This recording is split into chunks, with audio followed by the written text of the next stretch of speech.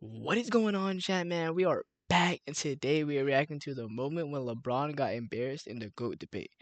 This was highly anticipated and highly recommended. As you guys know, or if you don't know, we've been reacting to old NBA content, man, and it's been a blast. I've been learning so much about, the whole aspect of basketball in general and just old NBA and facts about players that I've never even known played for the NBA. But, with that being said, let's get straight into the video. If you like old NBA content, man, hit the subscribe button and join the crew. This is kind of gonna hurt since I'm a big LeBron fan, but I'm not scared of anything. So let's get straight into it. Yes, sir. I've never seen a better basketball player than Michael Jordan, and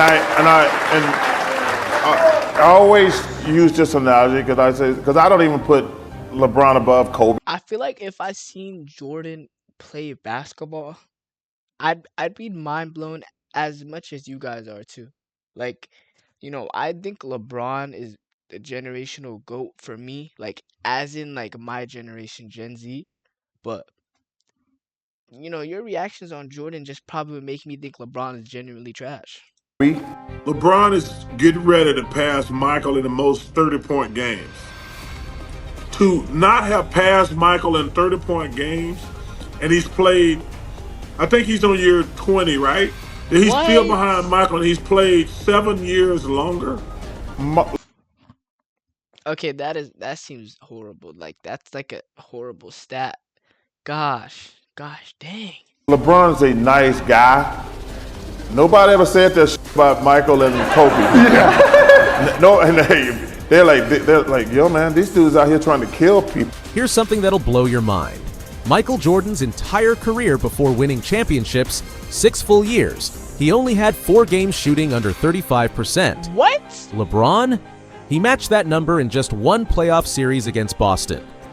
That one right there made you the greatest player of all time. I'm gonna take myself against anybody that's ever played this game. No, he got to call me like 2-3 or. Oh, LeBron. I'm a big fan, but I said this multiple times. It's kind of hard defending you because when you're in interviews, I feel like you say whatever. Like, oh my gosh, how am I supposed to defend you? It's only 1 minute into the video. Ron, okay, or GOAT if you want to. The GOAT, respectfully, LeBron James. GOAT. What are you talking about? Something. Look, I know you're tired of the endless GOAT debate. The rings, the MVPs, the scoring titles, we've heard it all before. But what if I told you the real story isn't in those headlines? Today, we're exposing 3 hidden truths about LeBron's career that his biggest fans don't want you to see. And trust me, after watching this, you'll understand why Jordan versus LeBron was never actually a debate. That Boston series I mentioned, it's just the beginning. What comes next will change everything you thought you knew about basketball's greatest player. Bro. The forgotten truth. Let's talk about something everyone gets wrong about Jordan and LeBron, their early years. You see, basketball fans love to say Jordan couldn't win at first either. But hold up. There's a massive difference between not winning and not showing up. Check this out. Before his first ring, Jordan never shot below 40% in a playoff series. Never. What? Meanwhile, What kind of stat line does this guy Jordan have? Oh my gosh. LeBron, in the 2008 playoffs against Boston, he shot 32% through the first 6 games. We're talking about the self-proclaimed chosen one, missing 2 out of every 3 shots. But it gets better. Bro, when Jordan lost in the playoffs early in his career, it doesn't get better. It's getting worse. Like, these stats by LeBron? Come on. he was putting up video game numbers against all-time great teams. In 1986, he dropped 63 points on one of the greatest Celtics teams ever built. In '89, he averaged 45 points against the Pistons' bad boys. You know, the team that invented the Jordan rules just to slow him down. Now, here's where it gets interesting. Let's look at what actually happens when the pressure's highest, elimination games. Before winning his first championship, Jordan averaged 39 points in games where his team faced elimination. What? LeBron in the same situation. 39! Faced elimination, so you're telling me he still lost and he's scoring 39 or over. This This guy is too good at basketball, chat. Graduation, 27 points. And in 2010, Oh, with Cleveland's season on the line, he put up a whopping 15 points against Boston. Think about that. The same LeBron who had oh, Dwyane Wade and Chris Bosh waiting for him in Miami. He basically gave up when his team needed him most. But here's the revelation that'll really mess with your head. In Jordan's entire pre-championship career, he never, and I mean never, had consecutive playoff games shooting under 40%. what? LeBron, he did it 4 times in one series. The same series, against Dallas, in the NBA Finals, as the favorite. This isn't just about stats. This As the favorite, and you lost to Dallas, and people still like. People are always gonna talk about this. Is this chat? Is this his worst NBA series? Because I know it is his worst series ever. But let me know what you guys think about this one, man. is about showing up when it matters. The numbers don't lie. Time for the cold, hard truth. Numbers that completely shatter the GOAT debate. We're diving into something called game score, basketball's ultimate measuring stick that tells us exactly how much impact a player had in each game. And these aren't just random stats, they're the wake-up call LeBron fans need. Picture this. Jordan's entire pre-championship career had just one truly bad playoff game. One, his lowest game score, 12.9 against the notorious Bad Boy Pistons, a What? team so desperate to stop him they invented Jordan only scored 12 points in a game? That doesn't even seem Jordan like. I know for a fact him scoring that 12 points per game, like points in a game, he's never done that again. Like he's scared of that probably. the Jordan rules. That was his floor, his absolute worst. Every other playoff game, pure dominance. Now brace yourself for LeBron's reality. He didn't just have one game below that mark, not 2, not even 5. He racked What? up 9 playoff games worse than Jordan's worst performance. In fact, during one Boston series, LeBron did something that seemed impossible. He scored negative points in the game score system, something Jordan never did in 1,200 Negative points. Negative. Please tell me you're making this up. Like, please tell me that this is not actually a real thing. Is this fake? Is this fake? 151 career games. That's right, in his entire career. The story gets even more damaging when we zoom out. Before winning their first rings, Jordan dominated with game scores above 20 in 80% of his playoff appearances. Think about that, 8 out of every 10 playoff games, he was playing at an elite level. LeBron? He barely managed to hit that mark in 58% of his games. And in What? the infamous 2011 Finals, with 2 All-Stars by his side, he couldn't even reach that benchmark once in the final 4 games. The supposed king was playing more like a court jester. But here's the knockout punch: elimination games. When everything was on the line, Jordan averaged a superstar-level game score of 28.3. Meanwhile, LeBron put up 19.6, numbers you'd expect from a solid role player. LeBron! Come on! Every category you're losing right now, bro. You're not, this is not you. Not someone gunning for GOAT status. We're talking about the difference between a lion and a house cat when the pressure's highest. These aren't cherry-picked stats either. The pattern shows up everywhere. Field goal percentage? Jordan shot over 45% in playoff games before his first ring. LeBron? He had entire series shooting under 35%. True What? shooting percentage? Jordan never dipped below 52% in a playoff series. LeBron had 52%! Like, that's like almost perfect, it feels like, chat. multiple series in the 40s. Win shares? Jordan averaged 0.214 per 48 minutes in the playoffs before his first championship. LeBron? A measly 0.156. And if you really want to talk about consistency, consider this. Jordan never had back-to-back playoff games shooting under 40% before winning his first ring. How? Never. How? Meanwhile, LeBron managed to do exactly that in the 2011 Finals. Not once, not twice, but 4 games in a row. 4 consecutive games in the NBA Finals, with 2 other superstars on his team. The championship mindset. The difference between Oh my god, bro. Like, it's like I think of a comeback on how to like defend him, but this happened on Miami Heat. Like, You had superstars, like legends, and you were losing. I don't know how I can defend you, just LeBron, bro. Like, how, bro? Jordan and LeBron goes deeper than just numbers. It's about that killer instinct, something you can't measure, but everyone who watched basketball in the 90s remembers about Jordan. That look in his eyes when the fourth quarter started wasn't just intensity, it was pure predator mode. Think about this. Pause. Before winning his first ring, Michael Jordan increased his scoring average in fourth quarters by 23%. When the pressure mounted, he elevated. His teammates often talk This guy just, why is he so good at basketball? Like, that's just what I'm curious about. Why is he so good? about how he'd walk into the huddle and say, "Give me the ball and get out of the way." And then he'd Wow. deliver every single time. Compare that to LeBron in the 2011 finals. Fourth quarter stats tell a story so shocking you might think it's a typo. Game 1, 5 points. What? Game 2, 2 points.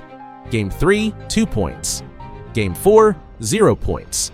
And Game 5, another 2 points. There's no way this is real.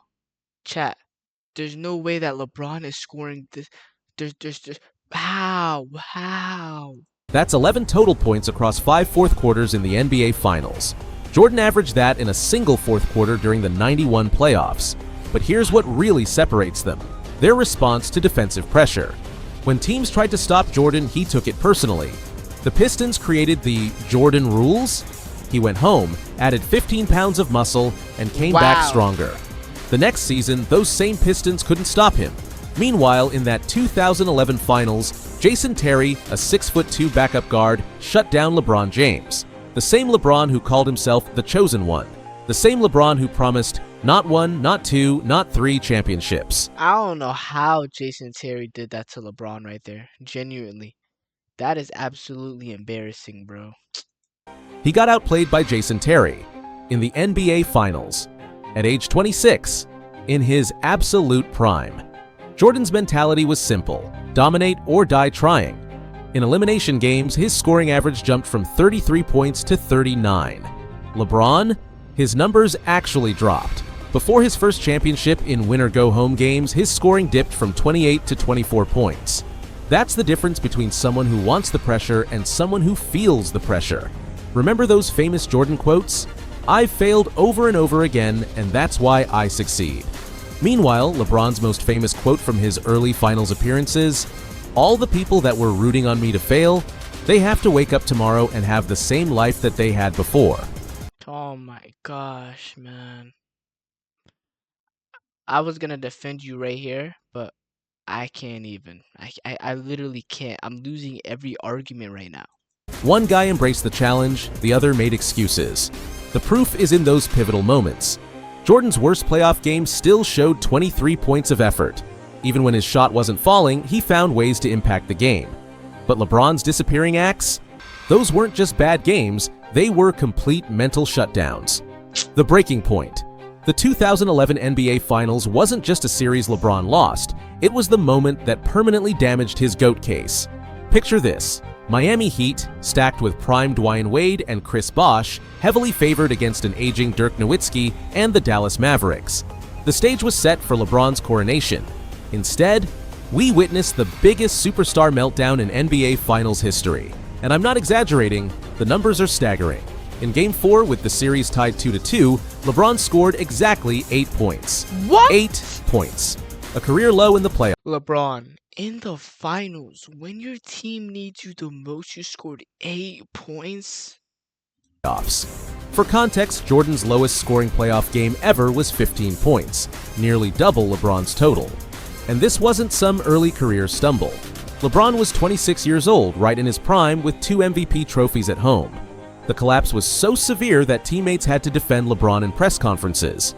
Imagine Michael Jordan needing Chris Bosh to explain why he couldn't score in double digits.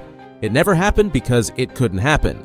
But what truly seals this as the ultimate proof against LeBron's GOAT case? His response to pressure. When Dallas adjusted their defense, LeBron didn't adjust back. He froze. From games 2 through 5, he averaged a mere 2.2 points in fourth quarters. Jordan's worst fourth quarter average in any finals series? 10.8 points. The breaking point wasn't just about scoring, it was about presence, about leadership.